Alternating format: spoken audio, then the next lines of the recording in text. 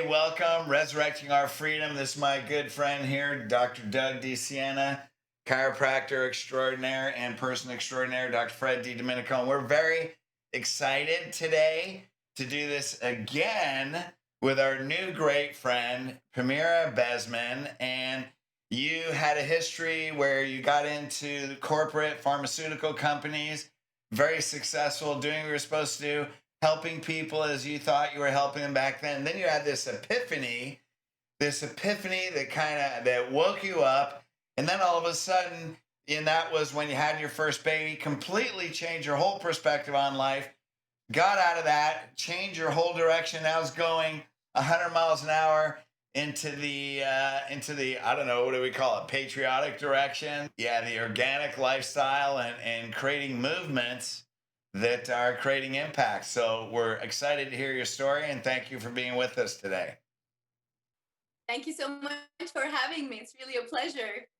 Yeah, so what we'd like to do again is kind of give your version a bit of you got into corporate pharmaceutical companies, and specifically, what did you do? I know you felt like you were helping people, and then what was that epiphany that you had, and how that shifted your direction in life? Yeah, I built my career in top 10 global pharmaceutical corporations in primarily global positions. And I ran large teams, international, multicultural teams. I worked in different roles, anything from marketing to R&D to global operations and project management, brand teams, and worked on launching new products. I even had a project where I was in charge of launching the nationwide flu shot project at pharmacies for my employer at a time. So I've been on the other side of the coin. As you said, I back then was very much under the impression that I was helping people with the products and the services. I thought that I was helping alleviate pain. I was helping people live higher quality lives, which after I had my epiphany, I realized that primarily profit driven projects, and life is of a higher quality without them. So yes, now I'm on the opposite side of how life should work. Well, there you go. And it's interesting while you're in it, like you said, you're see this Italian. While you're in it, you're like, yes, you're purpose driven, and yes, sales are driving, and really that's it, right? More drugs, more drugs, more drugs, and R&D really is we're discovering new drugs and more drugs and more drugs and more drugs. And the people in that industry, I mean, I think human beings are basically good people and good-hearted people, and I really believe that our highest calling is to contribute to humanity. And so, how the mindset is created, obviously those corporations, and they have to create a mindset where you believe you're doing good, otherwise then people wouldn't stay there. So you were very successful at it, and then you had your epiphany. Just tell us about your epiphany in that moment where you felt that light when you were staring at your daughter.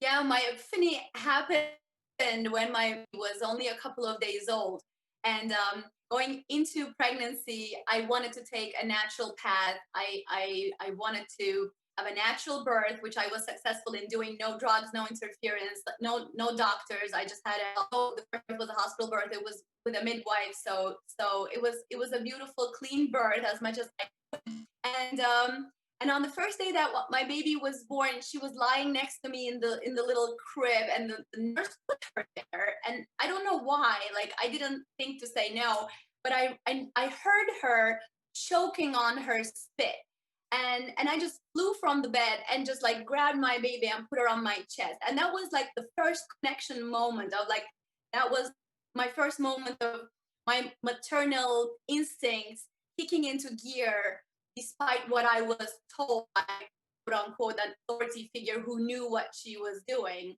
And I knew that my baby just had to be on my chest, heart in an elevated position. And that just putting her like that immediately cleared her airways, and she was able to breathe. And then from that point, I just kept her there, and she was very comfortable. And even when we went home, she was like sleeping on my chest. and it was the middle of the afternoon, a beautiful summer day, and I felt like in my mind's eye, all of a sudden, I saw this light pour into my body. I felt my whole body, my starting from my head, my heart, my body opened up in my mind's eye, and where my baby was lying on my heart, this light pour into me. And it was a very profound moment. It was a very spiritual, beautiful moment. And that just gave me this message that I became one with God, with the spiritual realm. And through my baby, I allowed myself to be vulnerable and start listening um, to that non-mental voice that was always within me, which I believe is now I know it to be my maternal wisdom, my instincts, my millions of years of coding in my DNA of being a woman became alive when I allowed my baby to be that vessel for me to receive that message. And from that day on, I just started making different choices in life. In the hospital, did you have any medical interventions uh, right at the birth? I tried not to. Yeah, so for the baby's actual birth, I didn't take any painkillers. I just like did the birth with my thing. I was actually so worried that they were going to interfere with my birth that I didn't even want to come to the hospital until I was in transition. I arrived on all fours. Like I crawled into the hospital because I couldn't walk because the baby was practically coming out. So like I did my best to do everything so that there wouldn't be any interferences. But then they managed to still meddle with it enough that I was born, they couldn't stop my bleeding because they stuck their hands so much in there unnecessarily that they freaked out that the bleeding wouldn't stop, that they gave me pitocin after the baby was born. Right. Which was, again, this was a medical midwife situation, which I didn't realize back then. Even midwives have ranges of holistic all the way to medical. Right. So let's go back to that moment. You had like a universal epiphany. Like you said, you connect with God. It shifted your whole perspective. Now you're looking at your baby. Now, how long did it take you to realize that, well, shoot, man, I'm making flu shots. I'm working for a company that actually injects these kids and injects the parents. Now, I mean, I know, you're shaking your head now. It's like, please forgive my sins. Yeah, I mean, it's all good. Right. So from that day on, I just like listened to my body and my baby. And that was it. I just made all of my choices like that. Although um, we were still going to a pediatrician who told me that the most holistic thing I could do trace apart the vaccines for the baby.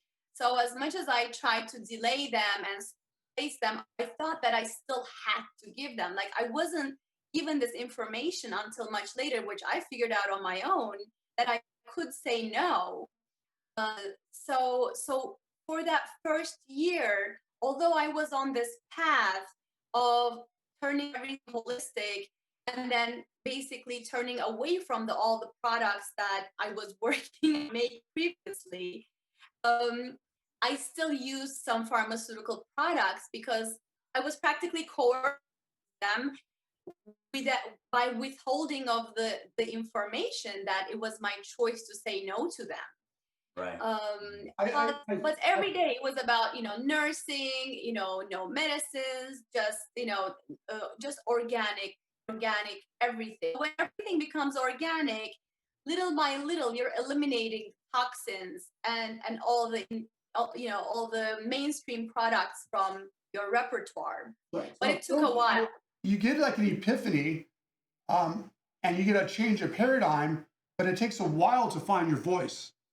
And what I want to know is, where did you find your voice to stand up to what you knew your truth was?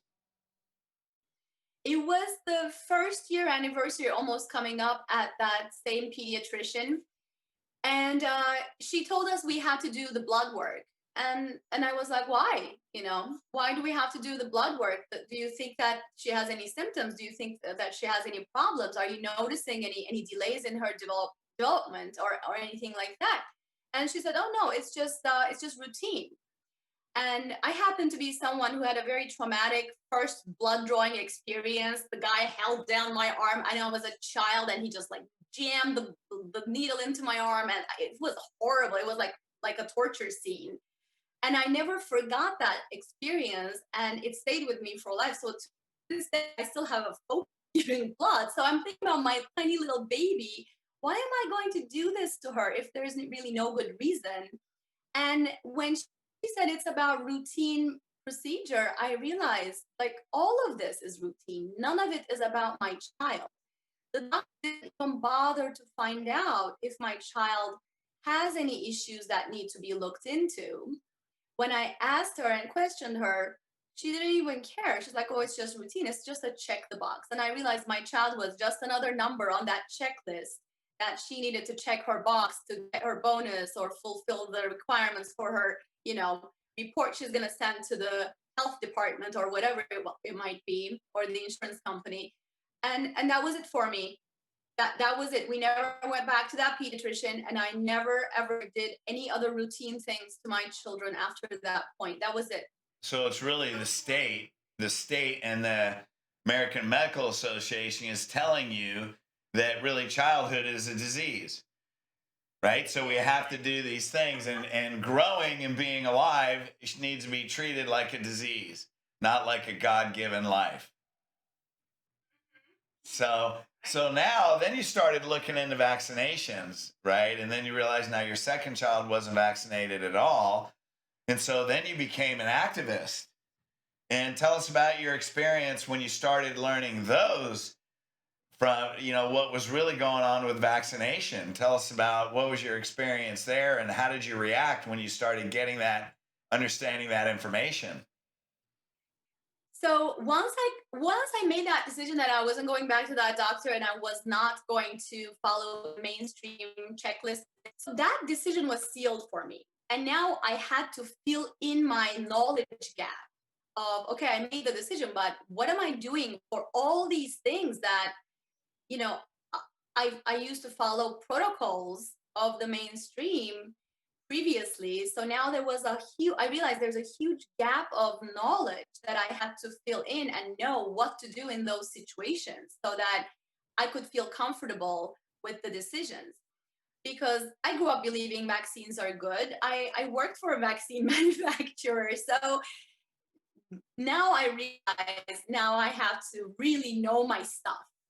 Right. And that's when all the research started. And that's when I started connecting with all these parents whose children had been severely damaged in many, many ways. And it wasn't just one in a million. I met hundreds of them, and a lot of them are my good friends now. I know their lives very intimately, and I realized all the cover up, and I realized statistics, and I'm a scientifically minded person. I know how to read studies, so I started like inhaling these things like it's nobody's business. I was just researching, and the more I researched, the more I put the pieces together with my old life of how we did marketing, how we looked at claims, how we manipulated certain things we could and we couldn't say to make it sound the best and most appealing to the patients and the clients and the doctors. A lot of times the doctors are the client.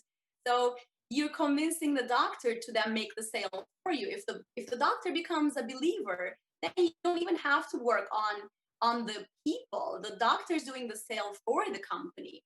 And then I started putting all the puzzle pieces together. So then you realize this has nothing to do with health. This is straight big business. And it's one of the business, like oil and pharmaceutical companies, right, are probably some of the two number one. Pharmaceuticals, number one big business, minimally in this country. And number one lobbyists too. And number one lobbyists, right. Every other industry by many fold. And it's for a good reason. There's big money in it. So for me, I just have to tell my quick story. I had something similar to you. When I went to chiropractic college, I don't know if this was like in your school. You went to LECC, right? Yeah. I went to school in LA, And my pediatric class was actually taught by a pediatric doctor. And so I came out of chiropractic school thinking that every kid needs vaccinations. And what happened to me was time after time, seeing this healthy boy who knew his numbers and colors, and mom and dad had made eye contact, time and time again, they went in and had their vaccinations. And next time I saw this little Johnny or Billy, their numbers are no longer there. They don't make eye contact. And it's after about 5, 10, 15 kids that you see being vaccine injured, you start to wonder, there's something going on here? What's going on? And so for me, it was a personal transformation, not because I've researched it, although I did afterwards. It was because I got to see these children's lives being literally taken away from them. And one of the things I love about our podcast, I just have to say, is that our podcast is about freedom. Because as these mothers and fathers, they get to have a voice in what goes on in their body. And we can help give people permission to allow them to have a right. So now that you're seeing all these vaccine damaged kids and these families that, if you want to call them victims, now you got to be getting all fired up about it. I mean, especially as a mother, and you see that emotional trauma, now your purpose and conviction goes through the roof. So you started becoming active. So tell us about being an activist. You helped, there were rallies when you live in New Jersey when they tried to make vaccinations mandatory. So talk about your fight and your path trying to change all that. Yeah, so when you realize that there's a gap, you need to jump in and fill it. It's all our duty. I just realized this, that we have to be the change we want to see. We need to raise the voice we want to hear. And there are others that are not there yet, that may not have the courage, or they may not feel comfortable enough because they haven't filled that bucket of knowledge yet to have these conversations with conviction. They feel like they're not there yet. So that gave me even more fire that I'm not speaking for myself. I already know what I'm doing. I need to speak up for the thousands of people, the millions of people out there who don't yet have a voice, or they're stuck at home taking care of these babies that's from profits and their ignorance and their arrogance. I need to speak up for them because they can't be standing outside in the snow because they're stuck at home doing what they have to be doing to take care of those children. And is fighting a big fight. We have a very corrupt legislature. I am grateful for some very good legislators in there that we're partnering with, but unfortunately, we have to fight a lot of corrupt people in those seats as well. So we have to constantly educate, connect, raise our voices, go out and show our numbers. Because there are two things that drive these legislators.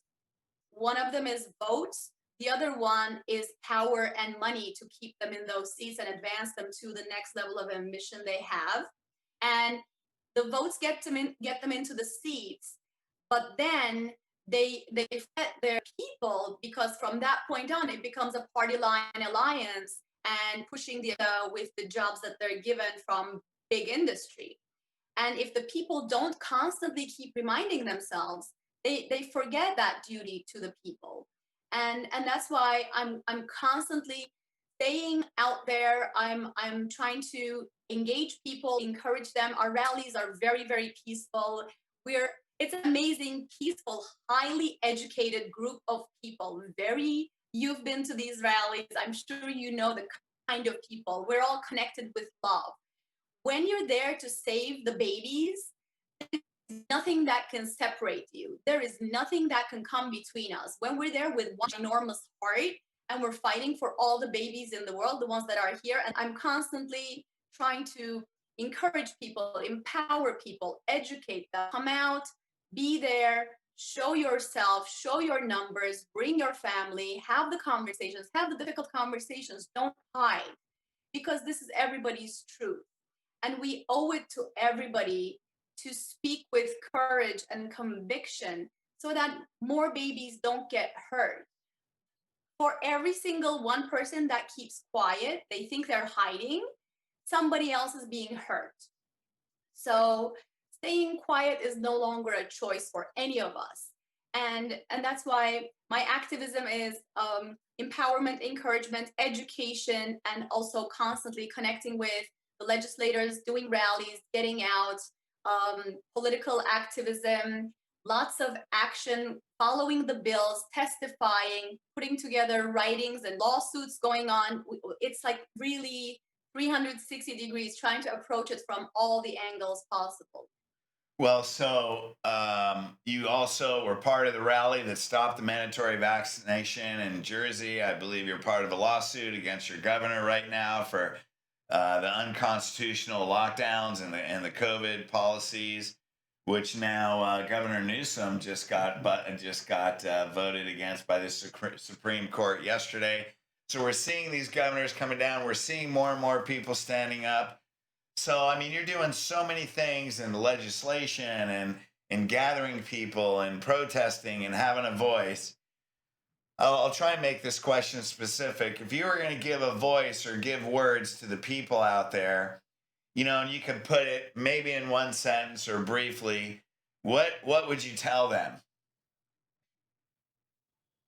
Who am I speaking with? The people who are aware or the people who are not aware? Oh, that's a good question. Okay, people tell that are them aware and different then things. people that are not aware. So there you go. How about that? So if I'm talking to those who are not aware, I would tell them I've been on the other side. I was not aware. Being not aware doesn't mean the other side doesn't exist. And it doesn't mean that there are a bunch of crazies who are uneducated and who don't know what they're talking about. It's just to the contrary. The people I've met in this movement are so highly educated, so highly educated. And our education and our suffering, our pain, and our bad experiences have brought us to this point. And that has fueled us to even go above and beyond in learning more and more and more in things that we would have never looked at had we never opened our eyes. Right. So I would just say, keep an eye open and keep your heart open. There is a lot that you cannot see unless you are willing to see it. Well, and I'd like to add too that you say just because you may not know about the other side doesn't mean it's there. And the people that are standing up, we say, are highly intelligent. I think it's also to know and have respect. The people that want to sell you drugs, that are in big business, they're very intelligent. They understand human behavior. They know how to market. They know how to change your psychology. And so they're very smart, and never underestimate their intent. They pick the best educated kids from the best schools, and then it's like a horse race. So being a good horse isn't enough. Then you have to be the better horse, and then the better horse, the better than the better horse. So you're constantly, the bar is constantly raised. I remember days that I would work 16-hour days, 20-hour days. I would wake up in the middle of the night to get a sip of water and check my emails, make sure nothing was never unanswered.